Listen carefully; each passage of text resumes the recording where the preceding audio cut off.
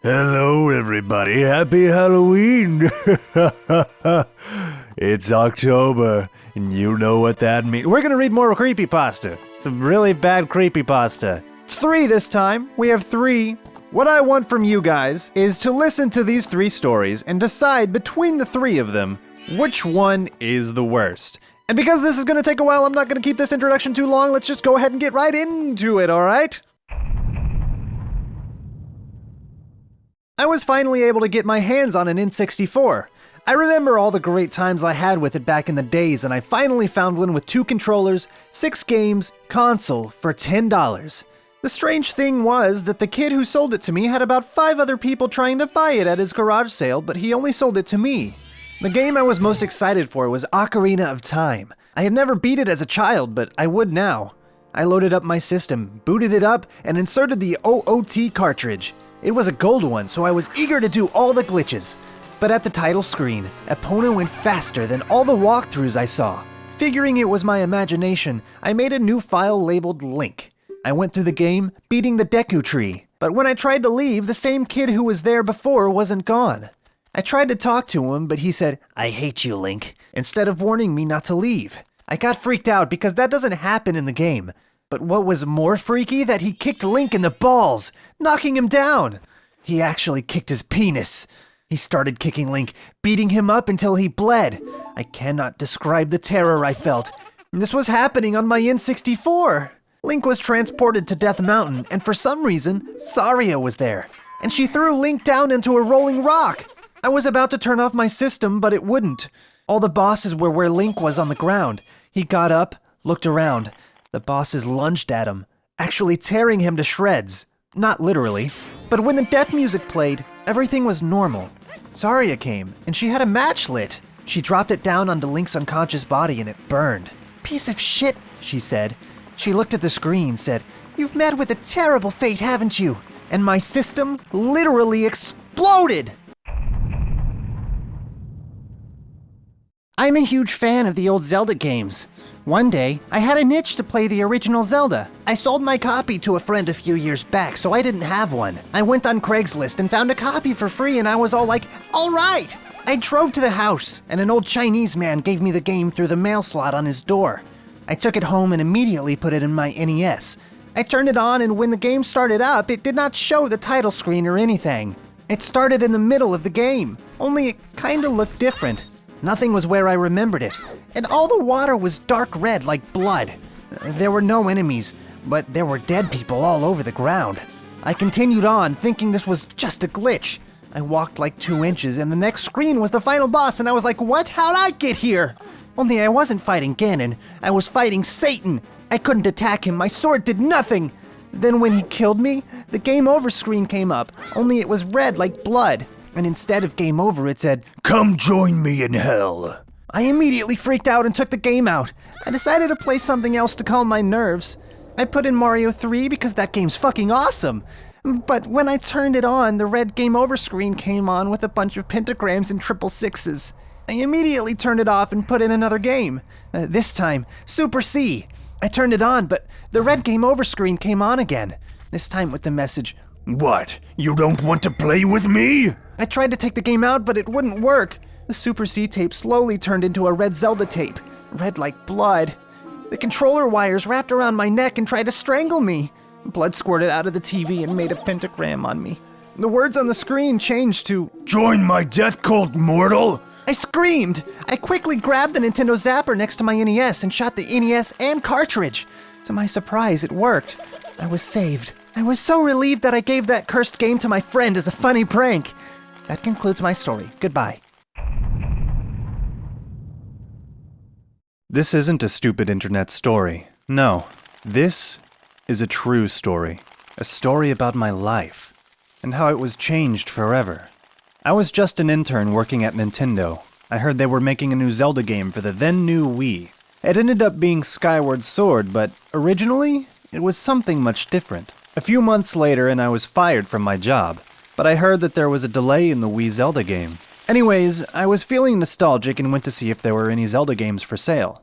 There was a garage sale in town, and the old man there had a disc labeled Zelda Wii. I asked him where he got it from, and he told me that his son used to work at Nintendo and brought the disc home one day a few weeks before he died. I bought the disc and brought it home. I put it in my Wii, and it started up normally. I was surprised to see that it worked just fine. It seemed like a legit Zelda game, not just an unfinished prototype. The intro started.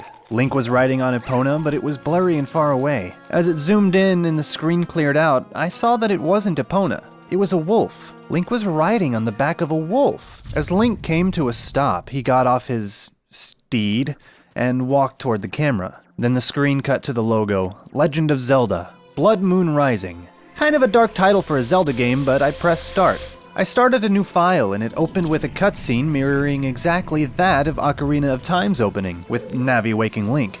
But instead of Navi waking Link, it was a red glowing fairy. As Link waked up, the fairy said, "Link, hero of time, your time on this earth is over. Prepare for the end." The red fairy shot Link with what looked like a burst of fire, and Link died. The game finally started and I was Link, walking in a dark, gloomy version of the Kokiri Forest from Ocarina of Time. As I approached Mido, he looked at me with glowing green eyes. A text box appeared, with some strange lines of code, some zeros and a few ones. And then at the end it said, "Run prgm.l." I pressed A, but then my game crashed. I took it out and put it back in, but the game didn't appear on the Wii menu. I decided to go back to Nintendo and return the disc. What was the worst that could happen? I walked to the front desk and told them that I used to work there. I put the weird disc down on the desk and told the receptionist lady to give it back to whoever's in charge of the prototype discs. She called the guy down and he walked up to the front disc. He didn't remember me from when I worked there, but I remembered him. His name was Ed or something. He looked at the disc and suddenly a look of shock came to his face. He handed me the disc and told me to never come back. The receptionist asked him what was wrong and he just rushed back to his office. I took the disc home and just put it with the rest of my Wii games. That night, as I was sleeping, I dreamed of that strange opening cutscene with Link riding the wolf, and the red fairy killing him, and the strange, somewhat depressing Kokiri Forest, and that gloomy, slowed-down Kokiri Forest music. I woke up the next morning and went to make breakfast. As I walked through the living room to the kitchen, I saw the TV was on, and so was the Wii. I saw the red fairy cutscene from that weird disc playing again. I was getting freaked out. I took the disc and took it back to the Nintendo place. I told them that something was wrong with it and they had to take it back. That Ed guy stormed out again. He saw me and the disc. He took me back to his office and told me to sit down. He explained to me that the disc was just broken and that I shouldn't play it because it was beyond repair. I didn't believe him. I know glitches happen every now and then, but entire title sequences, worlds, and cutscenes happening out of nowhere? No way that was just a simple glitch. I told Ed that he was full of it and took the disc. I just threw it out in the trash and went back home. I tried to play some games on my Wii, but the console wouldn't turn on. That stupid disc messed up my Wii. I called Nintendo to complain, but Ed answered. Ed? Listen, kid. That disc, you should never have played it. What? Why? What's wrong with it? Kid, just listen to me, okay? Just listen. Back when we were first making the game, one of our programmers, I heard Ed scream. I heard the phone fall to the ground. Ed? Someone picked up the phone. Once upon a midnight dreary, while I pondered weak and weary over many a quaint and curious volume of forgotten lore, while I nodded, nearly napping, suddenly there came a tapping, as if someone gently rapping at my chamber door. I hung up. I was ready to call the police when I turned around and saw the game was playing on my TV again. I went to go outside. I didn't feel safe, but right when I went to open the door, someone was knocking on it, knocking loud and quickly, over and over again. Let me in! Alright, ladies and gentlemen, that's gonna do it for these stories. Hopefully you enjoyed them. Don't forget to post in the comments which story you think is the worst between Zelda Beat Up Link, Legend of Zelda Gateway to Hell, or Legend of Zelda Blood Moon Rising. Anyway, if you haven't already, please be sure to follow me on Twitter at ingeniousclown and hit that subscribe button for more awesome gaming content here in the future. I hope you all had a great October, and I will see you next time.